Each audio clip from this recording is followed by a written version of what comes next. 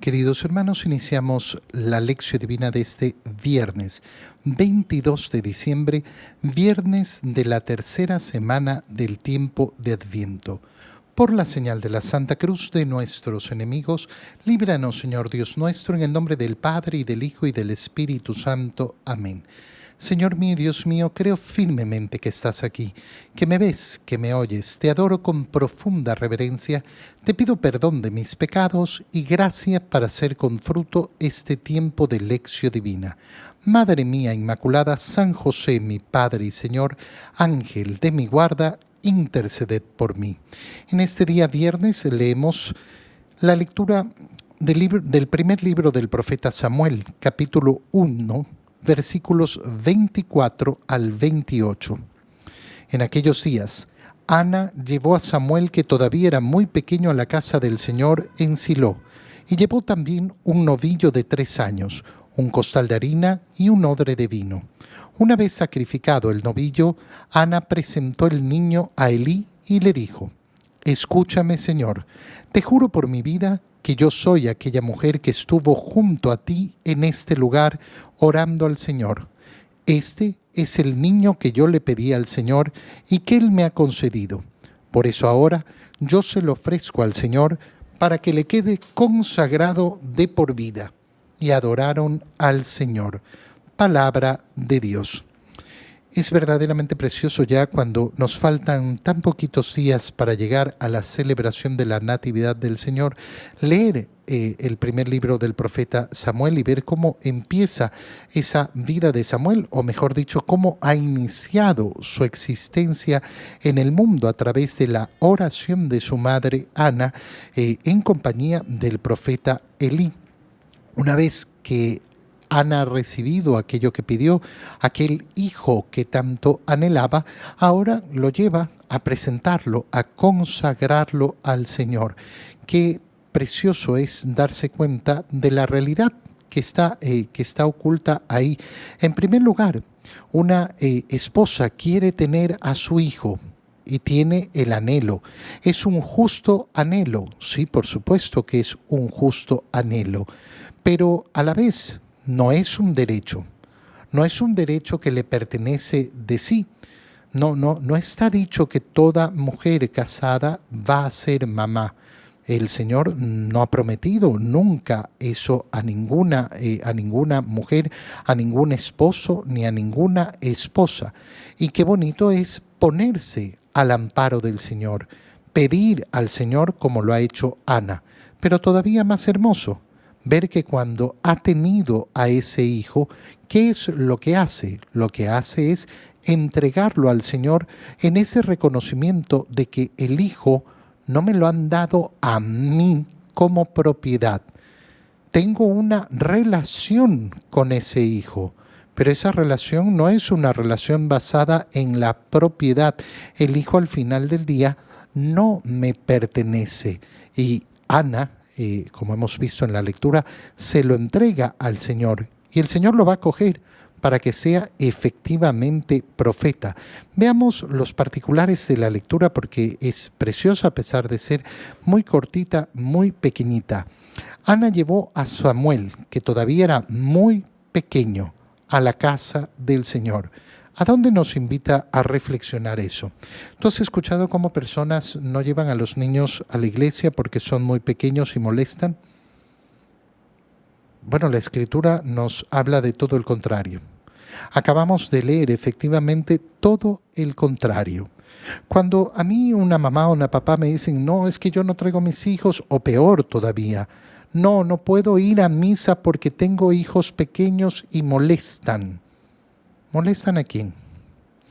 Molestan porque son inquietos, porque son bulliciosos. ¿Molestan a quién? Al que no soporta a los niños, bueno, ese es su problema. Al que no tiene tolerancia, bueno, ese es su problema.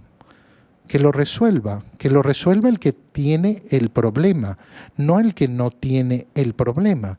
El que tiene el problema es el que tiene que resolverlo. Y entonces tendrá que darse cuenta de una realidad muy sencilla. Cuando nos congregamos justamente con ese corazón abierto y tolerante para podernos soportar los unos a los otros. Cuando nos congregamos a alabar al Señor y sobre todo nos congregamos para unirnos al sacrificio de Cristo en la cruz, bueno, eso requiere de cada uno de nosotros un esfuerzo, un sacrificio. El estar en grupo, el estar en masa, el estar muchos reunidos, siempre va a producir problemas. Siempre va a producir que la actitud de uno, que la acción del que la vestimenta del de acá me molesten, que las personas me distraigan, que yo esté observando a uno y a otro. Pero ¿quién tiene el problema? Yo. ¿Quién tiene que superar el problema? Yo tengo que superar el problema, yo tengo que efectivamente amar como debo amar. Esa es mi responsabilidad. Y el Señor ha sido sumamente claro. Dejen que los niños vengan a mí y no se lo impidan. Por tanto, yo no puedo decir en ningún momento, no, a la iglesia no hay que traer a los niños. Eso es absurdo. Esto es una mentalidad que no es generosa, que no tiene compasión, que no tiene amor, que no tiene tolerancia, que no conoce el camino del Señor. Ana llevó a Samuel, que todavía era muy pequeño, a la casa del Señor. Cuando un papá, una mamá me dicen, ay, pero es que nos distraemos y no atendemos a la misa, no pasa nada. ¿Qué te va a reclamar el Señor? Ay, que no pongo atención. Hermano mío, pues le devuelves la palabra y le dices, Señor, tú me diste este hijo y me ordenaste ponerlo cerca tuyo. Si yo no puedo poner toda mi atención en este momento porque estoy controlando al niño que es travieso y que no sé qué, bueno, ya llegarán días en que pueda poner mi total atención.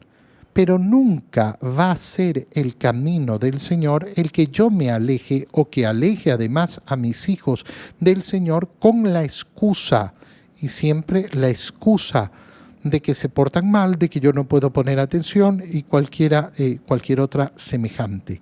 No será el camino. Bueno, le ofreceré al Señor cuánto quisiera poner más atención a la misa, pero ahora tengo que cumplir un deber más importante que es el de papá, mamá, y entonces traigo a mis hijos y no puedo atender como quisiera.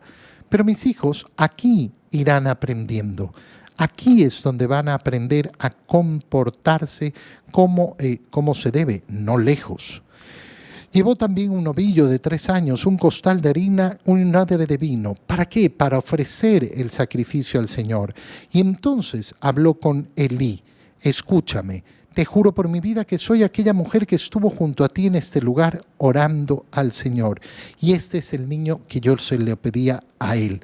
Bueno, ahora yo se lo ofrezco al Señor para que le quede consagrado de por vida. Qué bonita entrega la que hace Ana, que esa es la que tienen que hacer todos los papás. Y sobre todo con algo que es muy importante, desear que los hijos cumplan la voluntad del Señor y pedirle al Señor, Señor, cuánto deseo tener un hijo sacerdote, cuánto deseo tener un hijo religioso, una hija religiosa. ¿Cuántos papás ante esta idea tiemblan? No, mi hijo no. Bueno, entonces de verdad crees que eres propietario. Y esa falta de generosidad con el Señor es terrible. Es verdaderamente terrible. Nosotros tenemos en estos días un profundo problema de vocaciones y se produce efectivamente por esa falta de generosidad que empieza ahí en los papás que han cerrado su corazón. Y de hecho, ¿cuántos tienen que luchar en primer lugar contra sus padres para cumplir la voluntad de Dios? Lo cual siempre es terrible, pero necesario.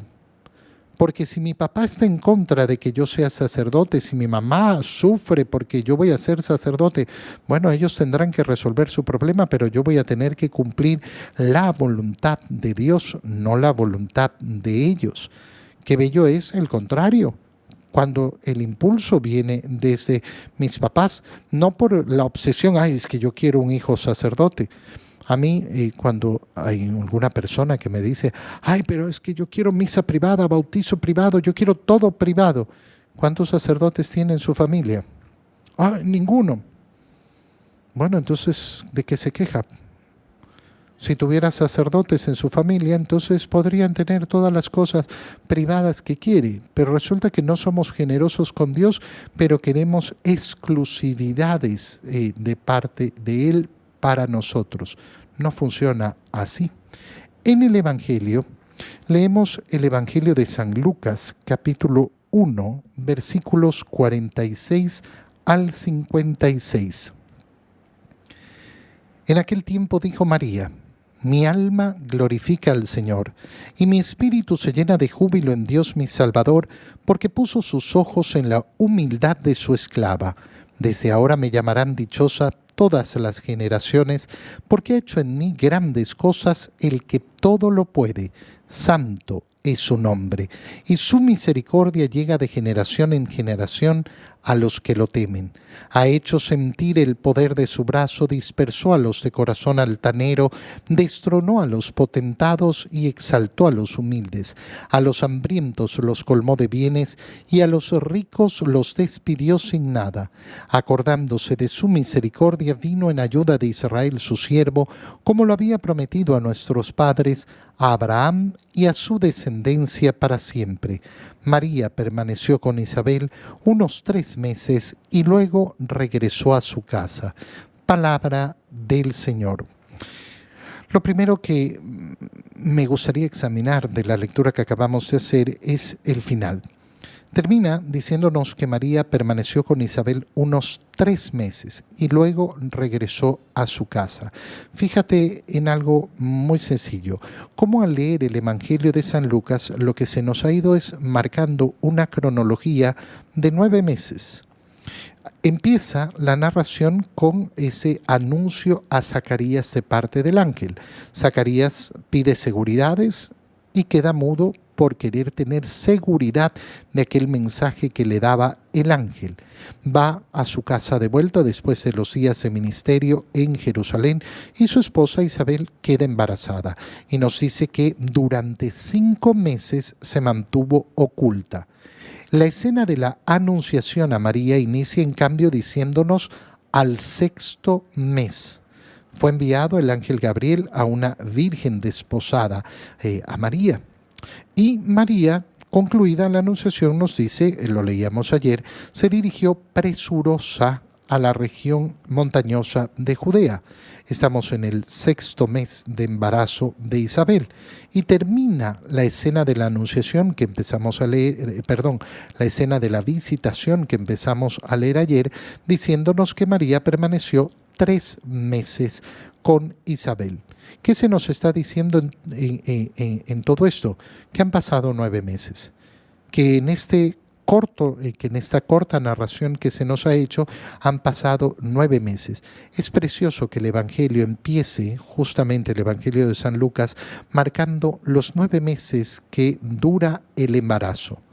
Los 9 meses que dura el embarazo. Es verdaderamente precioso.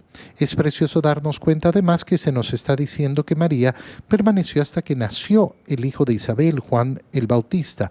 Y por tanto que aquello que vamos a leer posterior, es decir, cómo a los 8 días el niño fue llevado a circuncidar y se le impuso el nombre y finalmente le preguntan a Zacarías cuál es el nombre. Juan es su nombre, recuperó el habla. Bueno, toda esta narración, ¿de dónde nos viene? ¿Cómo conoció San Lucas todo esto? De María.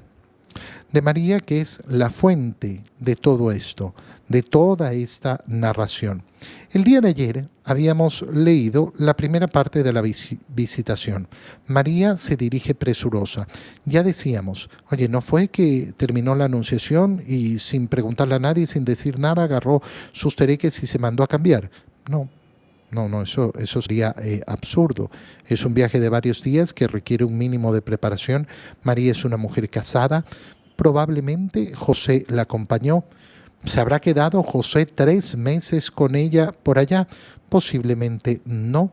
Posiblemente volvió José cuando tuvo noticia del nacimiento del niño y también estuvo presente al 8.º día cuando lo circuncidaron, y después de eso regresó con su esposa a casa. Son cosas que no nos cuenta el Evangelio, que podemos asumir porque son lógicas, normales, pero no las conocemos. No sabemos. No nos dice que fue José, nos dice que fue María.